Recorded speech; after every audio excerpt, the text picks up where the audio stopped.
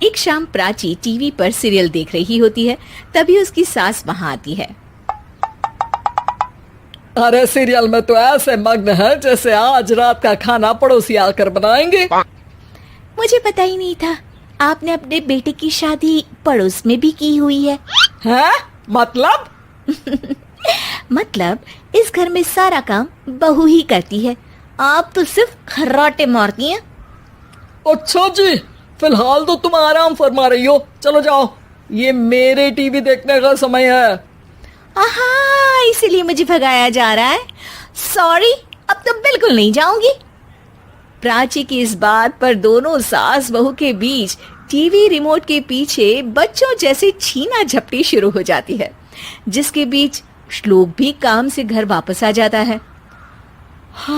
आज मेरी चूहे बिल्ली की जोड़ी किस बात पर झगड़ रही है? अरे तेरे बीवी मुझे टीवी ही नहीं देखने दे रही। अरे तुम्हारी मम्मी मुझे खाना बनाने के लिए फोर्स कर रही है। अरे वाह, ऐसे बेतुके रीजन पर तो बच्चे भी झगड़ा नहीं करते।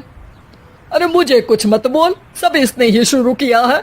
हाँ हाँ, जैसे आप तो बहुत दूध की धूली है ना। अरे बस, दोनों चुप। प्राची जाओ, खाने की तैयारी करो। और माँ तुम छोड़ो, तुम्हें क्या बोलूं, शांति से अपना सीरियल देखो, मुझे दोबारा लड़ने की आवाज सुनाई नहीं देनी चाहिए। ऐसा बोलकर श्लोक वहां से चला जाता है, जिसके पीछे पीछे प्राची भी कुछ न कुछ बड़बड़ाते हुए रसोई में चली जाती है। हाँ हाँ, सासू जी को तो कुछ बोलेंगे ही नहीं, बस मुझ पर ही हुक्म चलता है, खाना बनाओ, जैसे मैं इनके घर में खाना बनाने के लिए आई हूँ। इसी तरह शाम बीतती है और रात को श्लोक और प्राची की सास खाना खाकर सोने चले जाते हैं, लेकिन प्राची गुस्से में कुछ खाए बिना काम में ही लगी रहती है। इस घर में किसी को घंटा फिक्र नहीं पड़ता, मैं खाऊं या भूखी रहूं। प्राची कुछ देर के लिए रसोई से बाहर जाती है और जैसे ही वापस आती है तो वहां दूध का भरा ग्लास देखकर हैरान रह जाती है। फिक्र पूरी है, बस दिखाना नहीं है। प्राची दूध पीकर सोने चली जाती है और अगली सुबह एक बार फिर सास बहू का कार्टून नेटवर्क स्टार्ट हो जाता है। ये तुमने ही किया है। अरे अजीब जबरदस्ती है, मैं बोल रही हूँ मैंने कुछ नहीं किया। दोनों ने मिलकर पूरे घर को पागल खाना बनाया हुआ है। यहाँ कोई नॉर्मल इंसान तो रह ही नहीं सकता, इसीलिए अब पड़ोसी क्या रिश्तेदार भी घर आने से कतराते हैं। और सुन बेटे, तू भी चंगा, तेरी माँ भी चंगी, तेरी बीवी भी चंगी, रिश्तेदार।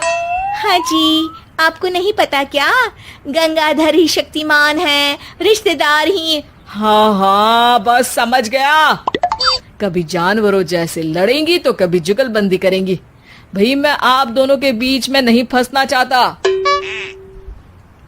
सास बहू की इस मन मौजी जोड़ी से परेशान होकर श्लोक अपना सिर खुजलाता वहां से चला जाता है।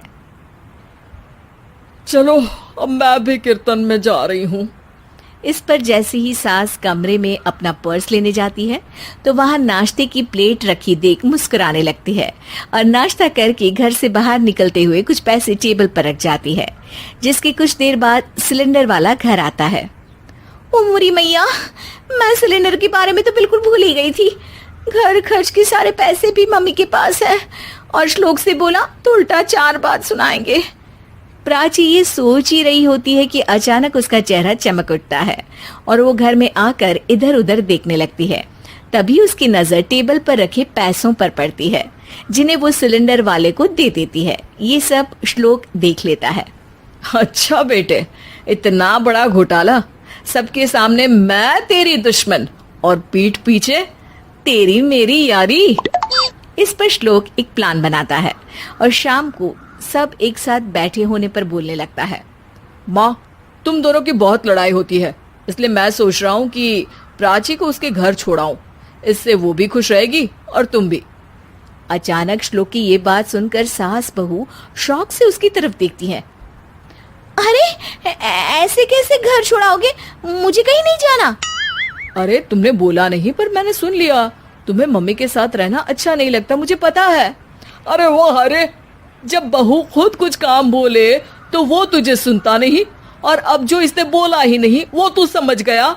जब उसे नहीं जाना तो फिर जबरदस्ती क्यों कर रहा है? अच्छा, फिर आपको मौसी के घर छोड़ाता हूँ, बस अब आप दोनों एक घर में एक छत के नीचे नहीं रह सकती। मैं इस टॉम एंड जेरी की जोड़ी को और नहीं झेल सकता। है? ऐसे कैसे नहीं रह सकते?